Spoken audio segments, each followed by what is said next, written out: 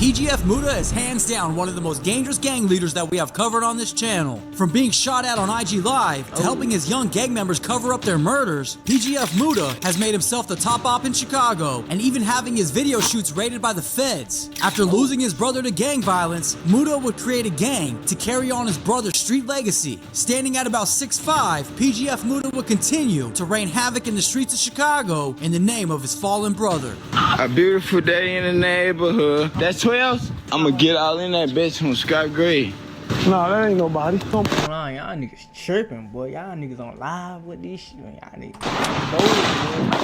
CPD says the boy was standing in an alley near 66th and Champlain when someone opened fire, hitting him in the chest and left leg. So we knew what one was at. Cause LaCaso, he was sharing his load with me, folks. He didn't know he was sharing his load with me. Chicago police are investigating the shooting death today of a 15-year-old boy.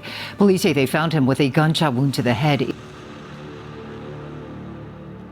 PGF Muda documentary. PGF Muda was born and raised in Chicago, more specifically, Inglewood on 59th and Paulina. Growing up as the youngest of 3 brothers, Muda admits he got away with more than his other siblings. He explains how being the youngest meant getting passes that his other brothers never received, setting a pattern of avoiding consequences early on. The foundation of PGF stems from a tragedy. Muda's older brother, also known as Psycho, was killed at just 16 years old while playing basketball in Chicago Park. Standing at about 6'3" playing basketball, Psycho was allegedly targeted due to a mistaken identity, simply being the tallest person at the park when violence erupted. But Psycho was more than just a victim. Muda reveals that his brother was already rapping and had real talent, posting content on Facebook before anyone else was in their circle. After Psycho's death, PGF Nook approached Muda with a promise to carry on his brother's legacy through music. Muda explains how Nook told him he would get rich for Psycho and make sure that his memory lived on. This wasn't just about music, it was about building something in his brother's name. Muda's own entry to hip-hop happened almost by accident, as he describes being high one day, making a song, and telling Nook that if he made a track, Nook had to hop on it. You different, you know? You different. He said, you start rapping, you probably be, you know? He said, just give it a chance. I was high one day, went home, made a song, dropped it. I ain't even dropped it. I made another song. Told him if I make a song, he gotta hop on it. He said he gonna hop on it. Went home, stayed up all night, made a song. Sent him the verse. I dropped Spin, got 500,000. Then I dropped the song with folks that got $1 million. It just, Kept going up and up. Yeah, bro. That's what's I ain't know I was gonna start rapping. That collaboration became Being Me, which is at over 500,000 views, and launched Muda's career. His discography shows steady growth from an underground artist to an established artist in the drill scene. Starting with Spin in November 2021, which is at over 700,000 views, Muda established himself as a solo artist at this point. And by March 2022, he was collaborating with PGF Nook on Op Holiday, which is at nearly 2 million views. However, it was PGF Nook's collaboration with Polo G on What Up that came out on March 31st, 2022 that Boy, when that shit came out, everybody, like, when I first heard that shit, like, damn, that bitch hard. Cruelly put PGF on the map. With over 120 million views, this track gave the collective mainstream recognition and resources to expand their operations significantly. Muda continued building his catalog with the August 2023 rapping and drilling project alongside PGF Glizzimo. A major moment came in October 2024 when Muda appeared alongside Fully Chop in the late Lil 50, as younger artists looked up to him as a mentor figure. But earlier that year, in July 2024, a high-speed chase vlog captured what would become haunting footage. The video showed Muda with Fully Chop, the late Lil 50, and the late Lil Queso together during what appeared to be a police chase. This would be one of the final times Queso and Lil 50 were documented together alive. Oh, you got the J on? Let me see, bro. You already know that. We out here, man. Hey, who on the car? Look, that guy ain't no shit. We out here. Look, we got FIT out here, man. Talk y'all shit. It's a vlog. Talk y'all shit. Vlog. We sit down, bitch, for real, in that bitch. Hey, it's a vlog. You niggas talk your shit. Fuck, we can't know. I'm not swinging. Big ass switching on the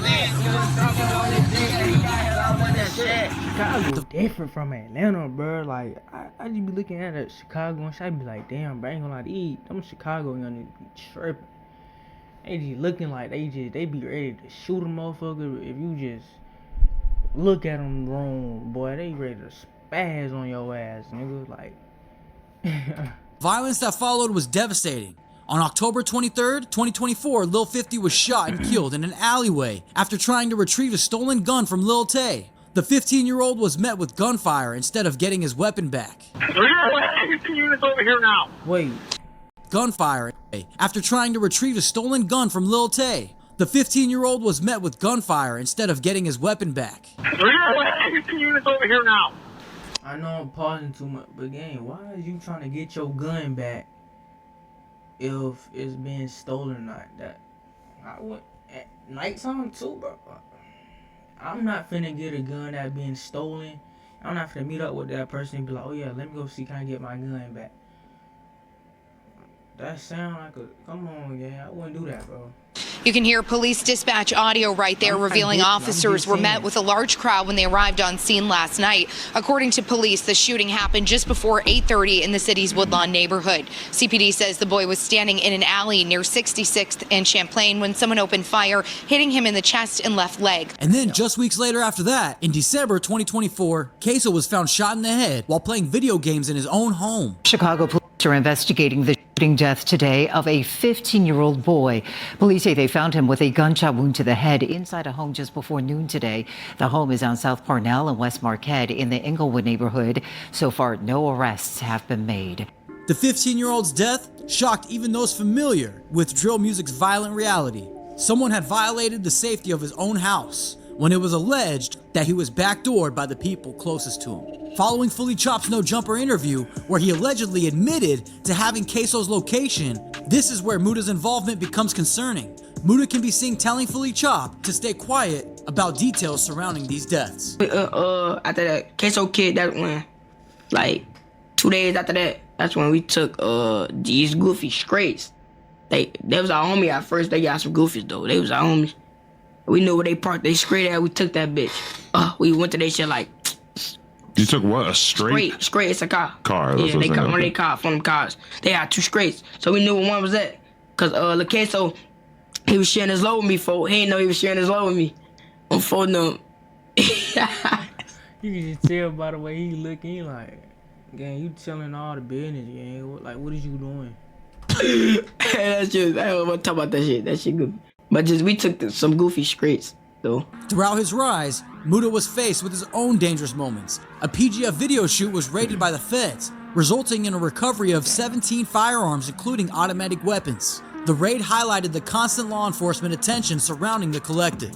Muda has also been targeted multiple times while live streaming. In July 2023, he was shot at during an Instagram live, with footage showing him diving for cover as gunshots rang out. They park right. Them switch Glock. This they park right. right. I got one more thing for my generation, gang. I know some of y'all people that watch me is my generation. Okay, look, why do y'all go live like when y'all got guns and shit, or like when y'all trying to meet up with the ops or whatever? Like, why y'all can't call y'all ops and meet up with them on FaceTime, at least FaceTime or something? But why y'all gonna go on Instagram Live though? Like, damn, you know what you gotta do? You gotta be like, go to Instagram, click on Start Live. You gotta wait till the timer thing start. It started. Now you gotta wait till people join. When people join, you're gonna be like, man, I'm outside, man. I'm looking for the. I mean, what's the point? I'm just saying, what's the point of doing that? If I'm a straight nigga, I wouldn't want everybody in my business. They just me. Don't ever get past on lies, girl. Oh, look, man. This they park. The op's not tough enough, man. A beautiful day in the neighborhood. That's 12? I'm gonna get all in that bitch from scrap grade. I'm on that. Fuck is wrong with you? Nah, that ain't nobody. I was on. What are you at? What are you at? What are you at? What are you bitch ass at? Check it out, blow. What are you at? Where you going? Where you going? Go ass. Even minor incidents follow Muda around. In July 2024, he was caught on security cameras allegedly stealing chips in an Arizona tea, demonstrating how street activities continue even as his music career develops. Muda's perspective on the drill scene shows his awareness of Chicago's unique position. In this interview, he discusses differences between Chicago and other cities, noting how quickly people can get released on gun charges in Chicago compared to places like New York. Visit my interview, somebody interviewed with Nook. He basically spoke on New York drill, and it kind of caused an uproar type shit, because he was saying like he think they be like cap with this shit. Like, how you feel about it? I feel like, folk, they not cap, folk. They just live just like we live, man. Everybody do it, like Jersey, St. Louis, everybody have a gun, man. Like, it is a difference. It's different. I think that's what they people hold feel. gun. Yeah. You get caught with a gun, I'm not gonna see you till I'm a boy 45. If it's your first gun case, you probably lucky. Your second gun case, I ain't gonna see you, and so boy, you gone. You'll see a nigga next week in Chicago. In Chicago, you see a nigga next week. Next day sometimes. Next day, yeah. If it's your first case on my brother, next day. Recent developments continue to test PGF's unity, with PGF Nook currently incarcerated and multiple members facing legal issues. PGF's unity, with PGF Nook currently incarcerated and multiple members facing legal issues, Muda finds himself in an increasingly difficult position as both a leader and a target.